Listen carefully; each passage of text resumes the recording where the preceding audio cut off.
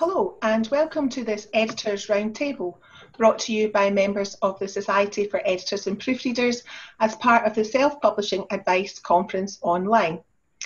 The Society for Editors and Proofreaders, or SfeP for short, is a membership organisation for editors and proofreaders based in the UK but with members around the globe. We are the people who strive to make your text clear, readable and enjoyable. My name's Denise Cowell. I'm an advanced professional member of the SfeP and I specialise in editing non-fiction. Louise? Hello, I'm Louise Harnby. I'm a fiction editor. I specialise in line and copy editing for crime writers. Sophie? Hi, my name's Sophie Plale of liminalpages.com. I'm an advanced professional member of the SfeP and I specialise in editing fiction. Carrie? Hello, my name's Carrie O'Grady, and I'm also known as the Hackney Fiction Doctor, and I'm a professional member of the SfeP, and I edit all kinds of fiction. Thanks. And Kia? Hi, I'm Kia Thomas. I edit fiction and specialise in contemporary romance, developmental, line and copy editing. Thanks. So today we're going to look at the different ways that an editor can help you with personal and profitable development in your writing. So Sophie, I'm going to start with you talking about a personal decision, writing for a profit or personal decision, personal fulfillment. Can we have both? Yes, so I think fulfillment can come in many forms. It all depends on what your aim is. We can often think of fulfillment in terms of profit or personal fulfillment. But I honestly think you can have both. Some people think you might have to kind of sell your soul to the industry to make a profit, or you might think of the traditional image of the authentic starving artist kind of writer. But I really don't think it's one or the other, because if you want to write good books that you feel proud of, readers want to read good books, so they're going to buy good books, and so yeah, I think they're not mutually exclusive. Carrie, what are your thoughts on that? Yeah, I agree, absolutely. And I think it's important to recognise that the editor's role in this can kind of be tailored to whatever those aims are. You know, that if you are writing purely for profits, you'll obviously have quite a different methodology to someone who's just writing to express themselves. But you know, I think editors are in line with that, and we offer support at all kinds of levels, so that if you are just writing for yourself, you know, that's something that we can help you to achieve those goals and achieve that fulfillment, as well as if you're actually trying to work the system and trying to make some money out of it. Yeah. Louise, what are your thoughts on the differences perhaps in fiction writers and non-fiction writers when you're thinking of this? That's quite an interesting question, because I come to this with a bit of personal experience. I've written non-fiction, and one of the things that I noticed in terms of financial profitability anyway was that when you start to go into the non-fiction market, it's often that you're coming from the point of view as a writer with specialist, say, industry knowledge.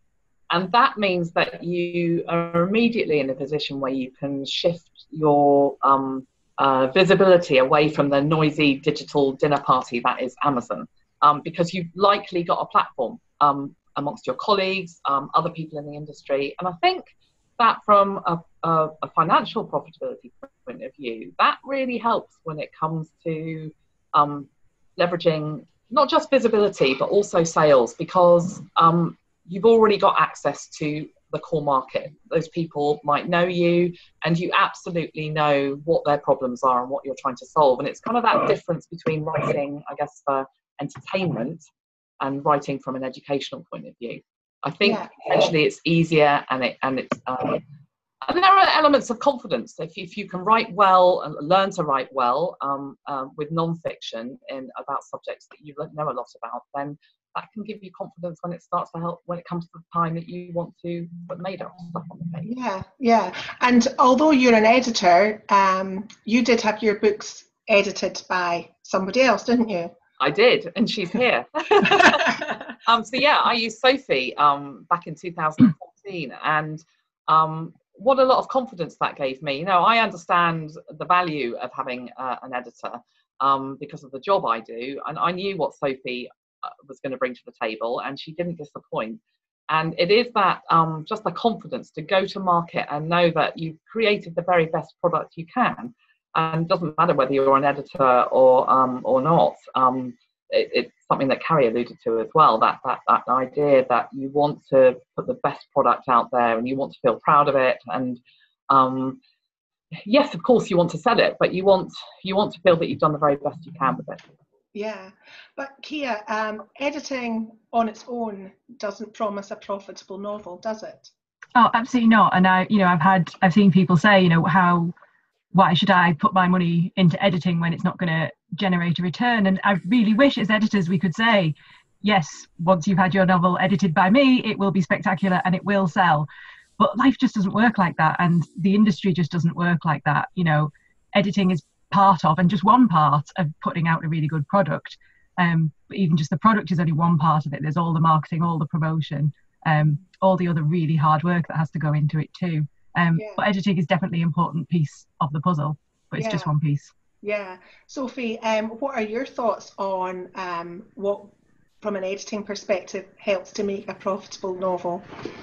So I think what makes a profitable novel is having a good story that's well told, that has a readership and is professionally produced. So those are, for me, the kind of foundations of the novel. So you want a story that people will enjoy and engage with, and you want to use the right storytelling techniques to tell that story.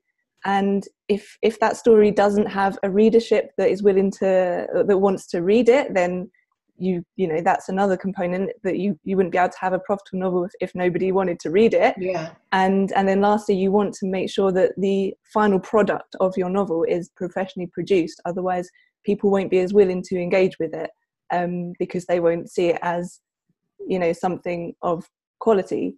So I think all those aspects go into making a profitable novel.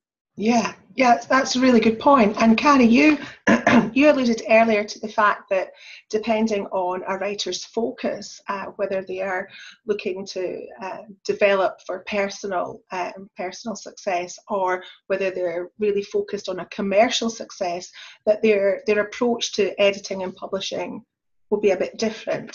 Can you expand on that a little bit? Absolutely, and building on what Sophie was saying, like the Amazon and Kindle models have just changed everything so completely. They've got they make such a different set of demands on the author, so that a lot of authors are looking for a very quick turnover of work. They're looking for, many of them have series. A lot of people want to publish the series in quick succession. In that case, an editorial team is really essential, because there's such a great risk of doing something in haste and turning it out and it makes no sense. And, no matter how good your marketing is, as Sophie said, you've got to have the bones of the story in good shape. And the other thing, of course, to bear in mind with Amazon is that everyone's a critic nowadays. Your readership, your entire readership are book critics. Some of them perhaps not very well informed book critics, some of them grammar bores, pedants, trolls. I mean, God, I could go on. And so editing, I think a really good editor will serve as a kind of knight in shining armor against those people, and to build, as Sophie said, a professional product that is proof against those kinds of attacks that come from this army of critics out there. Yeah, that's a really good point, that. And I think that's the thing that people will often think about when they are considering being edited, is eliminating these really obvious errors. But there are different categories and levels of editing, and Sophie, you were just going to take us through them, just to give people an idea of the different points in their writing process where editing could be of benefit to them. Yeah, and I think it's important to think about what kind of editorial service you would like to get to help you to achieve the outcome that you're looking for. So there are all kinds of editorial services, and there's three main categories. You've got the big picture feedback, the sentence level feedback, and then the final check. And so within the big picture feedback category, you've got developmental editing, and manuscript critiquing, which is also known as manuscript assessment. So developmental editing helps the author deconstruct and rebuild their novel in progress, so that all the storytelling components work together to create a better book. Normally this feedback is presented as an editorial report and as notes and edits on the manuscript pages themselves, whereas a manuscript critique is a bit of a less hands-on kind of developmental edit, where it looks at all the same big picture storytelling components, but the editor won't make any notes or edits to the pages themselves, and instead they'll just provide the editorial report, which is a summary of their assessment with suggestions for revision. And at the sentence level, we've got line editing and copy editing. Line editing aims to improve the artistry of your writing without stepping on your style. And a line editor will also keep an eye on the logic elements of your writing at the sentence level. So you won't have, they won't help you fix huge plot holes, but they'll keep an eye out for things like characters who have been pregnant for 11 months, or if somebody walks out of a room and then walks out the room again without having first re-entered, and that kind of thing. Right. Whereas a copy editor will focus more on the mechanics of the sentences. So they'll aim to make your sentences and paragraphs clear in meaning, error-free, and consistent in style in regards to things like hyphenation, capitalization, that kind of thing. And then the last stage is the final check, and that's proofreading essentially. And traditionally that happens once the text has been typeset or designed.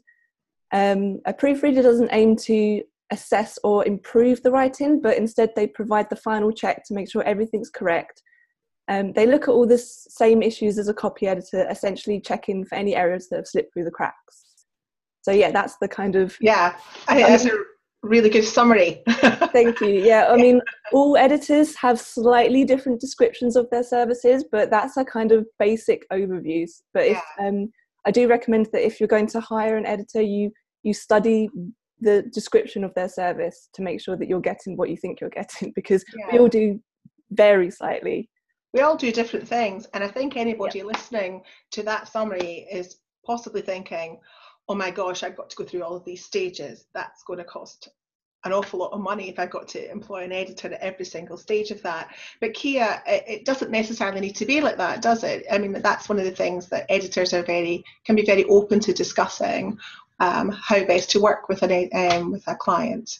Yeah, and it's not as if when you're working there's like this very strict line of this is strictly developmental, this is strictly line editing, this is strictly copy editing. There's a lot of flux between the categories, and a lot of us combine services.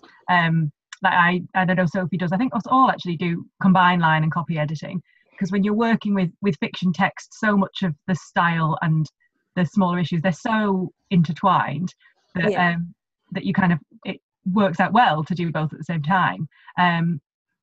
And there are, you might not need, if you know that you have very strong storytelling skills, or you have access to critique partners and writing groups and beta readers that can help you, you may not need to employ a professional developmental editor. That might not be part of what's going to help you fulfill your goal. So that might be a stage of professional editing that you can miss out. So it's not like we're saying you must do all of these things, because some people just don't have the budget for that, and that's fine. We can't, as much as we can recommend that you get professional eyes on your manuscript, if the money isn't there, it isn't there, and so you've got to choose where is best for you to spend it. And you don't always need all of them anyway, as you said. You have to you assess what your strengths are, where you think you need the help with, and then kind of choose the service that matches not only what your manuscript needs but also what your publishing goals are. Do you think that can be an issue with newer writers who perhaps don't understand the different options that they have, and they think you just need to write it and then at the end they get it proofread and that's it? How could we help newer writers understand that there's earlier interventions that we can help them with within their budget? Yeah, I think engaging with writers where you can. I love being part of groups that bring me into contact with writers so we can all better understand what we do. And I have had new writers inquire with me saying I need this copy editing, and sometimes you have to, and it's really difficult, you have to say this is not ready. You would be doing yourself a disservice if you just went with just a copy edit right now and put that into the world, because there is still work to be done here. And it's sometimes it's really hard to say, but I think as editors we want to help get great books out there, and so I think we have to be aware that sometimes some writers they're not aware that they've missed a step out. Yeah, and it's not personal, is it? It's no, not at all. Trying to do the best thing for them. We're not saying you can't write. It's just that it's not ready for this stage at that point. Yeah, and I think there's a difference. Sorry. Lots of editors need to be making sure that descriptive information about the different levels of editing and what the services include needs to be on their website. And I would urge all authors to spend some time scouring an editor's website, because a good editor will take the time to explain what their service includes and what it doesn't include, so that you can get that really good fit that fits everything. Yeah, definitely. And I just want to go back to Kia and ask you a little bit about your own personal experience of self-publishing, because you've done that quite recently, haven't you? I have. Just a couple of months ago, I published a very short novelette, which I've been working on for several years because I'm a very slow writer. And yeah, it's about changing goals. Like initially, I thought this was going to be a novel and it was going to be a great literary fiction novel and I was going to go after a traditional deal. But then I wrote it and it was 15,000 words long. And so I didn't know what to do with that. It wasn't the right length for placing at a traditional publisher, really. So I thought, I want to go through this process. I want to say that I'm an author, and I want to understand what it's like for my clients after the manuscript leaves me. So I thought, right, I'm just going to put it out there, and I don't care if I don't make any money out of it, because that wasn't my goal. I just wanted to say, I have done this. I wrote a book, even if it's tiny. Mm-hmm. And I have, obviously, as an editor, I've got quite a lot of confidence in my storytelling skills, in my skills of style, but I knew there would be mistakes. So I asked someone to copy edit it for me. And obviously, with it being short and being able to trade favours, I didn't have to spend too much money on it. But I wanted to put out that professional product. And I published it, and it was great fun, although being edited is really hard. I think it's something that all editors should experience as being definitely, because it's really interesting to see how somebody else views your work. You know, we know in theory you need fresh eyes on it because there are things that you don't see, but being on the other end of that is like, oh, how didn't I see that? Yes, yeah. You know, my editor pointed out that I had said the same thing about sun shining on people's skin and warming their skin. I'd said it about 17 times. And I was like, but I like that feeling. 17 times in 15,000 words, yeah. Yeah, that might stand out. And it did, but it didn't to me because I'd worked on it for so long. Yeah, exactly. that was just blind to these things. Yeah. So I needed someone to tell me that they were there. That's such an important thing that we often point out to our authors, but that experience of not seeing what you've written because it's all in here, it's in your head, and when it comes onto the page you don't necessarily notice those things. And so I think even as editors it's really important to understand what that feels like and why having those fresh eyes on it is so important. Yeah, definitely. So I think now is a good point to move on to the benefits of professional editing. Of course, we're all going to say that, you know, it is a huge benefit for you to be edited professionally, but there are bigger questions round about that. And I think the first thing that we could discuss is the importance of understanding what approach you want, finding the right editor who understands your approach and is able to work with you. And Carrie, you had some thoughts on that, didn't you?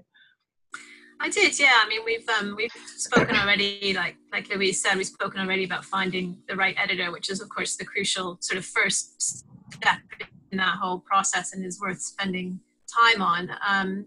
But I think also it's important to consider the what follows on from that, you know, the whole path to self-publishing successfully is very long and difficult. There's a lot of forks in the road. There's a lot of decisions that need to be made.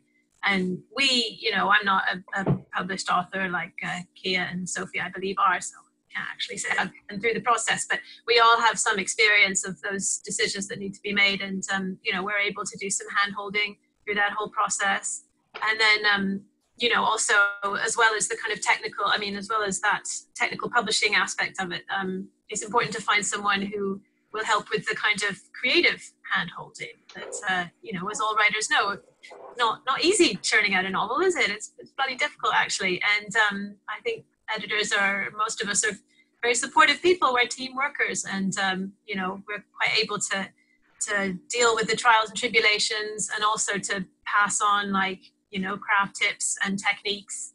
And I think at the end of the line, we all consider ourselves teachers as well as as well as craftspeople in our own right. I think all the editors I've ever met have wanted to help writers and to share the knowledge. So there's that aspect of support as well. Definitely, and I think that's interesting. You mentioned that that we are, most of us will consider ourselves teachers, is that we want to help our clients to improve their writing going forward. I think one of the barriers to editing that some people may have is that their only ever previous experience of having had somebody look at their writing is by a teacher at school, and that's not always a positive experience, because you're handing something over, it's being marked and it's handed back to you, and they may well have that concern that the editing process is the same, where of course it shouldn't be like that. It should be much more collaborative, shouldn't it, Louise?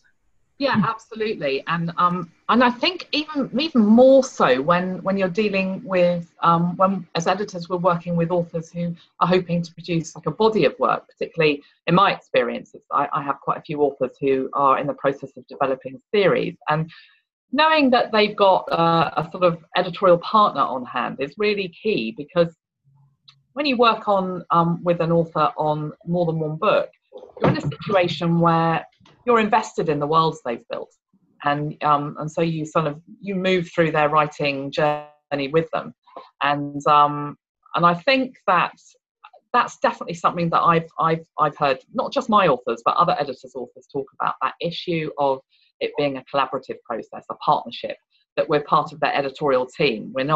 It's not about pointing out, it's not about mistake pointing or saying you're doing it wrong or you're doing it right. It's about moving with them on the journey.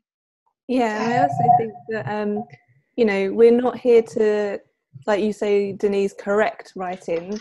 We're here to get the author's manuscript to where it needs to be, and we understand that, especially fiction, it's creative writing. The rules aren't as strict, and style is such an important thing to consider. So you wouldn't just you wouldn't overcorrect for it to be perfectly fit in the rules of punctuation, for example. You take everything into consideration: the style of the author, what the aims are, how the story itself. It all feeds into what we do as editors to help the author shape their manuscript.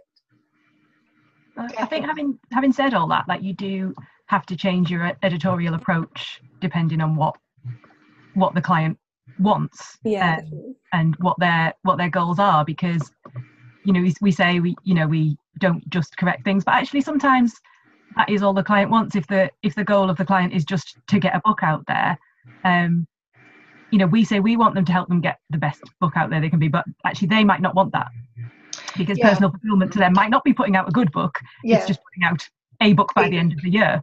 And if there isn't time before the end of the year to get it into a good state, who are we to say that that's not the right goal? So sometimes you change your approach and you tailor it to meeting those goals and helping the client achieve them. Yeah, and I think that kind of, sorry, I was just going to say, I think that kind of comes back to what we were talking about a little bit earlier, where we said sometimes we think, oh, this particular manuscript might not be ready for copy editing, but as long as the author is clear on their goals and they know exactly what the service entails, then as long as everyone is on the same page, then you can make it work. You don't want people to be hiring us for reasons that might not quite mesh with the author's intentions and goals, and that's where we have to be a bit, you know, more discerning on what we take on. But yeah, I think being on the same page and matching the right editor to the right author, and both of you understanding the intentions and the goals, I think that's really important. And I think that's it's a process, isn't it? It's not something where an author can just decide, I need an editor, Google editor, and find the first one on the page.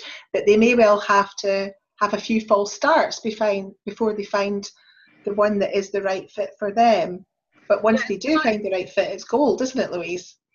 Yeah, I was just going to sort of add into that, you know, there may be times when authors have worked with an editor before and it hasn't worked out to be an enjoyable experience or a fruitful experience, and that may have put them off editing. And just to reiterate those points that have been made before, that it actually wasn't necessarily that the editing was poor, or it might well be just that the editing wasn't the right fit, that the editor themselves, maybe the personalities didn't gel, because I think that's, you know, beyond the actual smoothing and correcting and shaping work we do, there is also sometimes an element of personality that comes into it. Two people just find a way to communicate well together.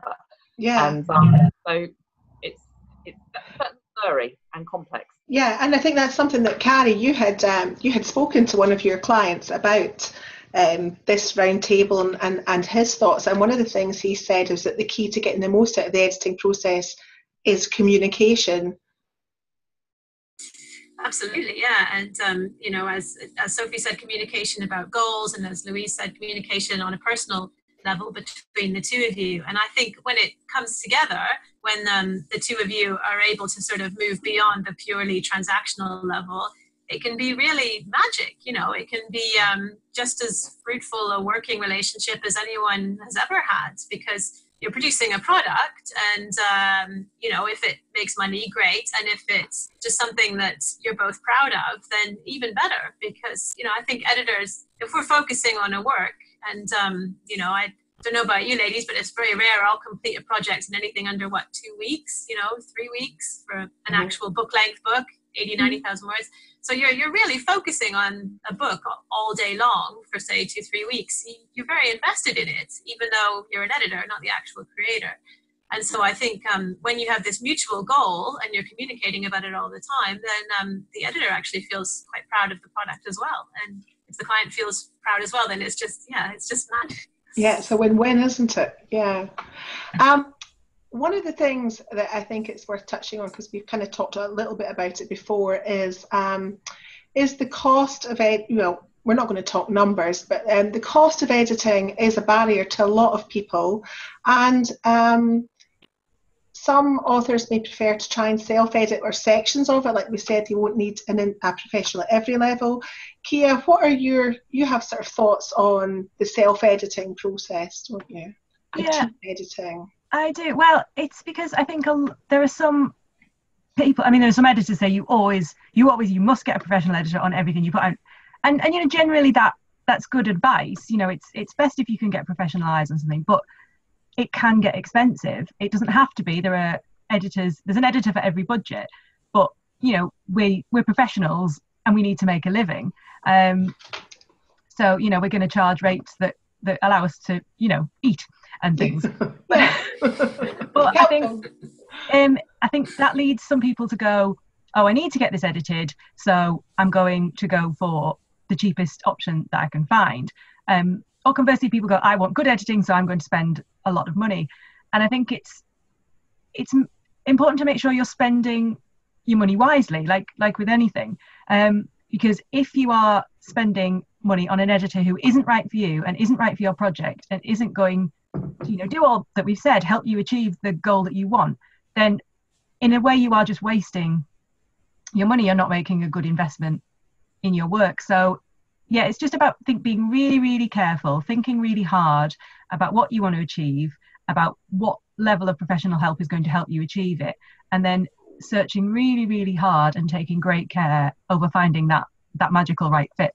Yeah. And there are resources out there for writers, who want to try and do that part of that process themselves. So there is a way of accessing that, and as you say, focusing their money where they need it the most.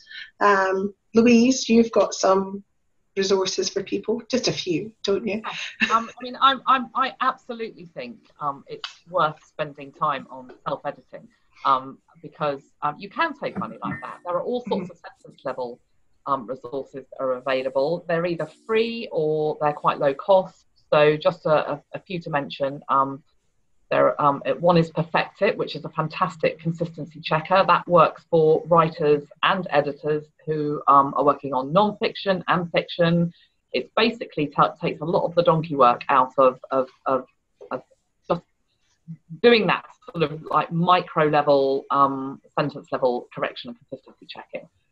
There are lots of macros that will help you spot inconsistencies in proper nouns, spelling inconsistencies, things like words that you might often confuse the spelling of, like, how there's 3 different ways to spell peak.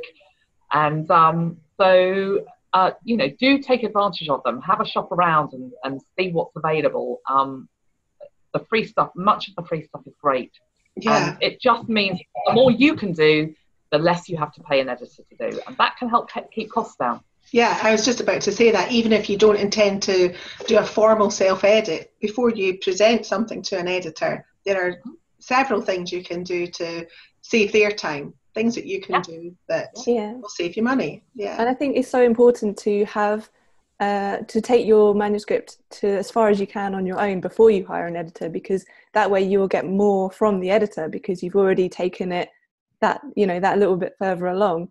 And not only with the copy editing side of things, but with the development of the story itself. I mean, there's so many fantastic books about craft and that kind of thing that you can learn all about, and blogs as well. Loads of great blogs out there that teach you about writing a great story and thinking about how you would revise your first draft into a better book and all that kind of thing. So I think it's really important to think about all the ways that you can self-edit and all the ways you can bring your manuscript to the best point before you think about where's my weakness, what are my goals, and which editor and which service will best help me get to that next step up. Definitely. Also, I'd also advise everyone to take advantage of beta readers, I'm never sure. If you can find them, there are probably a lot in Ally who would help out, do manuscript swaps. I mean, basically, on Facebook, anything you can do to get your story read by a stranger, not by a loved one, partner who will tell you it's the best thing ever, but someone who will give you a kind of dispassionate opinion. I think that is such a good first step. And in fact, it's what I advise everyone who comes to me. I always say, have you had it read by someone who doesn't know you? And if they haven't, I would definitely advise them to go away and do that. And, you have to sometimes take people's advice with a grain of salt, because there are people out there who will tell you, I didn't like this character because she was too mean to her dog or whatever. But on the whole, it can be a really useful resource and a really good first step. Yeah, definitely. And I think I just want to quickly clarify the difference between beta readers and manuscript critiques and developmental editing. Yeah, that'd be really useful. There can seem like there's a bit of a crossover, but essentially a beta reader is a test reader. So you want the person to be ideally someone who would have been part of your intended readership. So if you're writing a romance, you want someone who loves reading romance, and someone who will read the book, as a reader would, and for their enjoyment. And then you can kind of get the feedback from that test reader. Whereas a manuscript critique or a developmental edit is a bit more of an objective look at the manuscript, where the editor will think about the more writing craft theory and how that works in your manuscript, and there won't be so much personal opinion. It will be more of a dispassionate assessment of your novel and some suggestions on what you might think about in terms of improving it. Yeah, so, and with solutions as well, like more technical solutions, like a beta reader might say, oh, I didn't like this bit, it dragged. Where, a critique or an edit might say, your pacing's drops in this sentence, you might want to take this section out completely, or you might want to move this bit to there. and will give you much more of a guideline of how to move forward. Yeah, they can often see the more technical aspects of why something doesn't work because they've got that background, that training. Whereas as a beta reader, their experience is being, a great reader. They're the test audience. And also, you don't necessarily want your beta readers, because I've heard of situations where beta readers are giving grammatical and punctuation advice, and if they're not specialists in that field, sometimes that advice actually doesn't necessarily help the story because it's too pedantic, and so as Sophie said, it is test reading. It's not test copy editing. Yeah, and you don't really want that kind of feedback when you're focusing on the story itself, because that will distract you from making improvements to the bigger picture. Yeah, and I suppose part of that will come down to then being very clear in your briefing of your beta readers of what sort of feedback you want and what you're not looking for, and being able to say, I don't want feedback on comma placement, which we all know is probably one of the most contentious things that we have to deal with anyway. Comma placement and punctuation and dialogue tags, that's not the place of a beta reader. It's the place of somebody else in your process. So it's different things from different people, and who you choose to get that from is a personal decision, isn't it? Carrie, I just wondered if you would like to add anything from the point of view, because you write book reviews, don't you? Is there anything with your reviewer hat on that you feel that you'd like to get across to people about the editing process and what you look for when you're reviewing?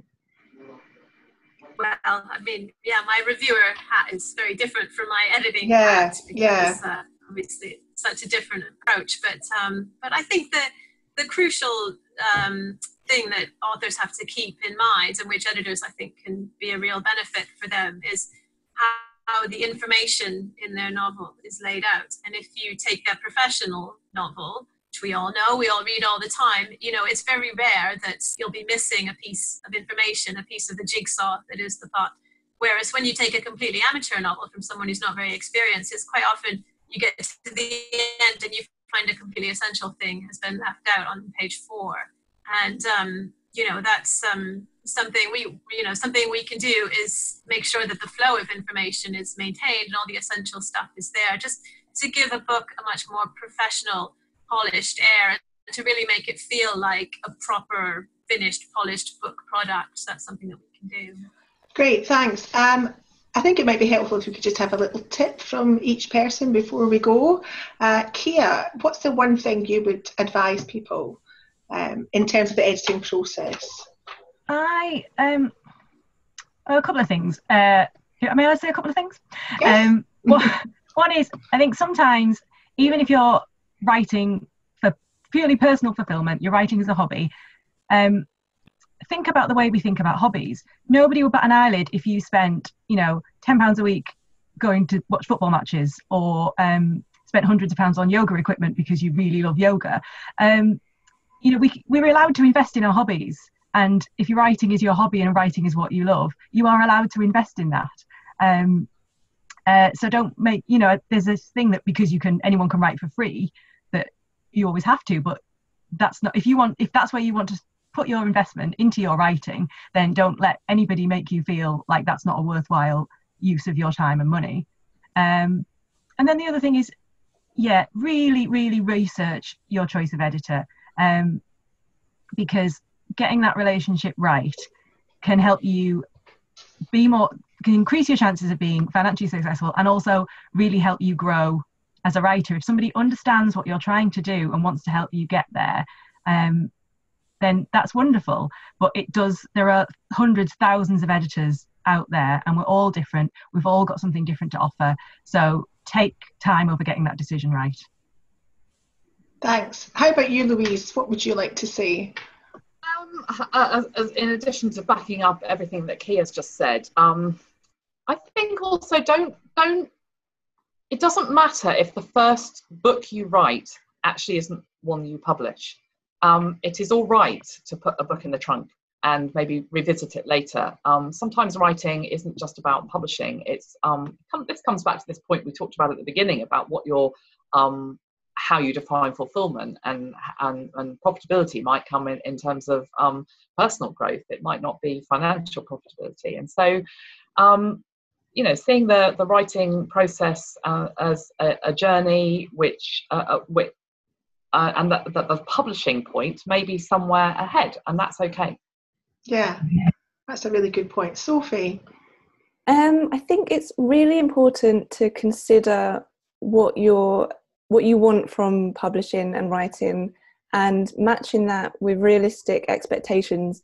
I think it's easy to get caught up in all the advice and the inspiration and the blog posts that are out there that might be actually nudging you towards a goal that doesn't align with your own values. And then if you measure yourself against that goal, then you can actually feel disappointed. So if you are writing and you want to have you're writing for personal fulfillment, you want to know that you're putting the best book you can out there, and you're investing heavily in your manuscript, and then if you don't earn back quite as much as you think you should have, then that can feel quite disheartening. But if you've considered that your goal was actually personal fulfillment over monetary profitability, then you shouldn't feel disheartened by that. But at the same time, as I said before, they're not mutually exclusive. But you might just have to think. You just have to arm yourself with knowledge and think about your strategy. I mean, one of the things that I often tell the authors I work with is it's very unlikely that you're going to start making a good profit from just publishing one novel. Often writers need not necessarily a series of books, although series are very profitable, but a body of work so that readers can get to know you, and then they're more likely to buy another book from you, and that way you get the snowballing effect. But yeah, I just think making sure you're clear on your goals and making sure your strategy aligns with those goals, and keeping your expectations aligned to those goals is a good thing to keep in mind. I think that's a really good point to end on, actually. We'd like to thank you for joining us at this roundtable, and I hope that you found it interesting and that you've learned a little bit more about the ways that an editor can help make a success of your self-publishing journey. If this has prompted you to think about where you might find an editor, you can always check out the online searchable directory for the Society for Editors and Proofreaders at sfep.org.uk. Thanks again for joining us, and we hope to see you again soon. Bye. Bye.